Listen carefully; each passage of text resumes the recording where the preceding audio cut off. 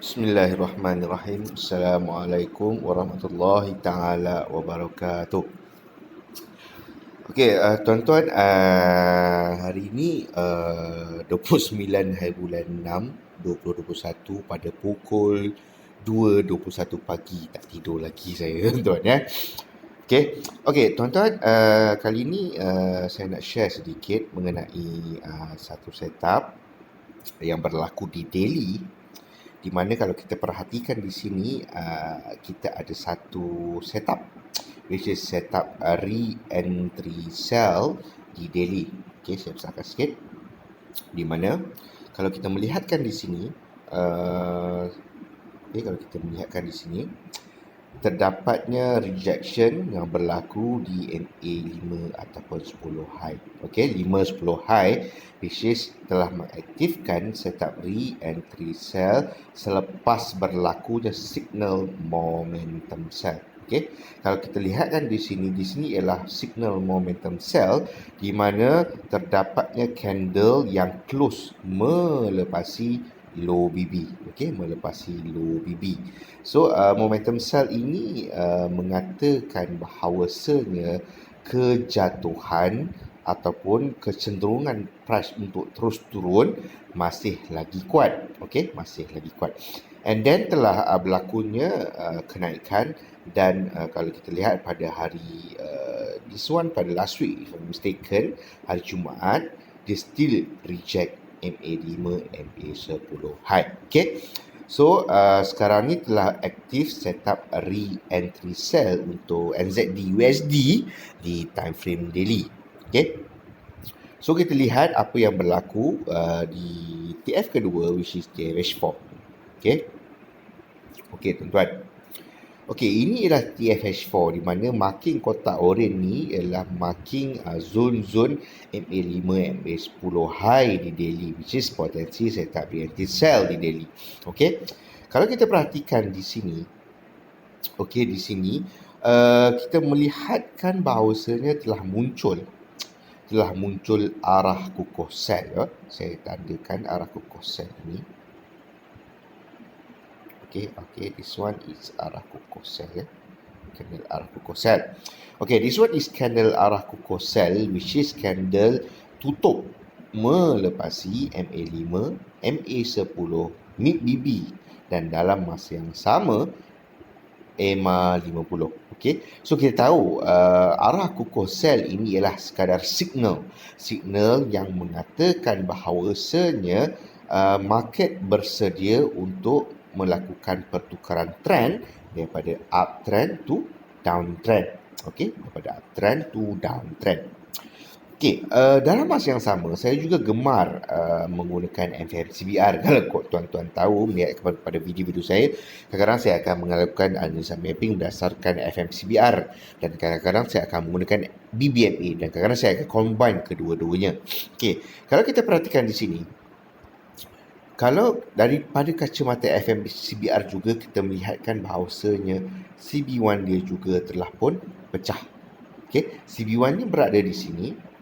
Okey, CB1-nya berada di sini dan kita melihat keadaannya CB1-nya pecah which is dengan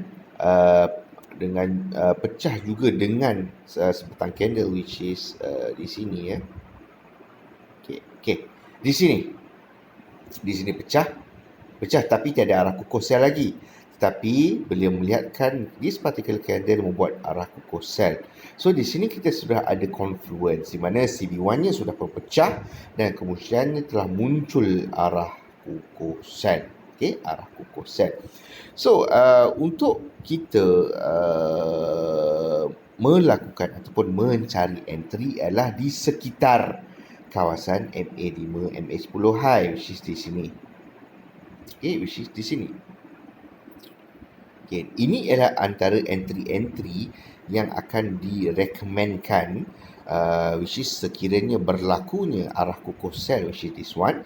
So kita akan menunggu price naik reject this particular area which is di MA high. Okay, dalam masa yang sama juga dalam FHMBR kita akan menggunakan entry level 2 which is kalau kita menggunakan entry level 2 kita akan menunggu di sekitar zone IB which is di sini. okey, di sekitar zon IB. Okey, inilah sekitar zon IB ya tuan-tuan. Okey.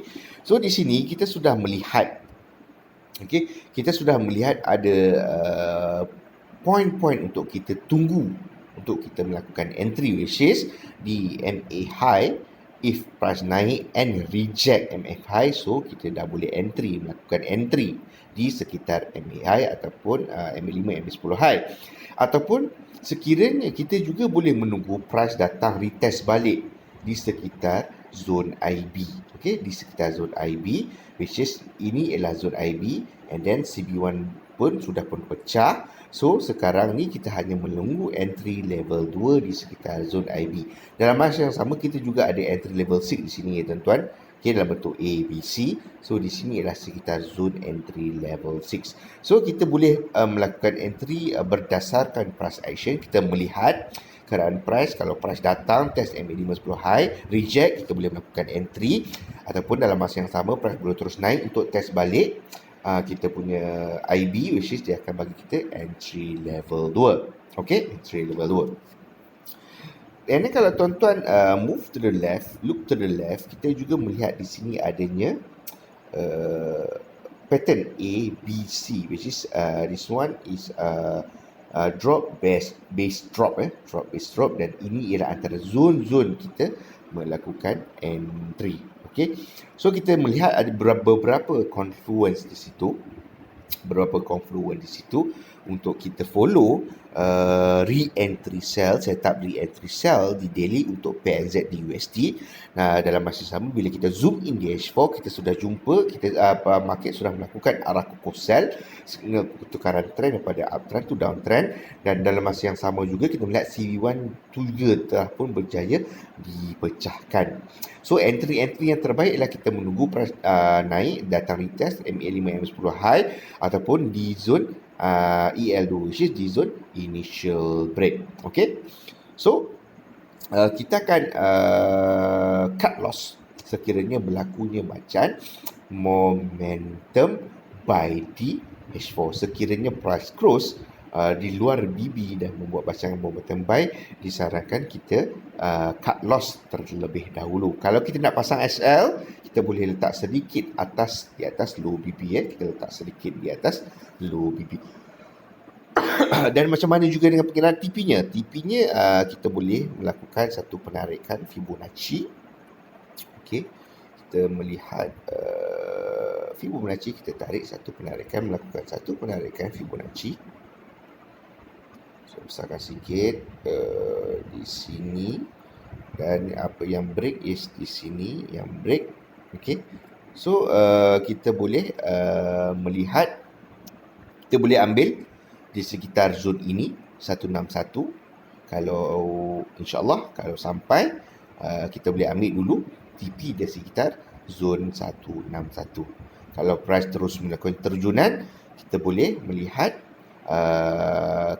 mengambil kaedah TP2 TP2. So terpulang kepada tuan-tuan dengan menggunakan pengiraan risk and reward yang berbaloi dan sepatutnya.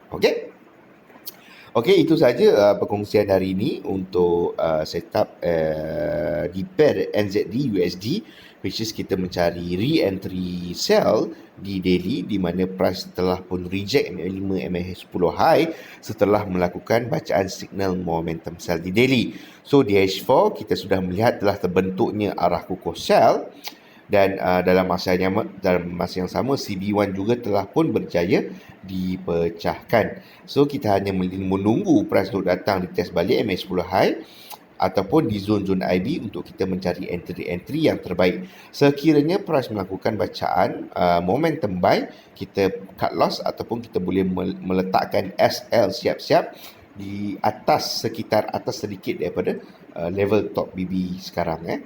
Dan TP kita boleh berdasarkan penaikan Fibonacci melalui CB1 break, kita boleh target sekitar area 161, ataupun sekiranya price terus turun, maybe kita boleh target sekitar 261, which is TP2. Okey, sekian dulu daripada saya.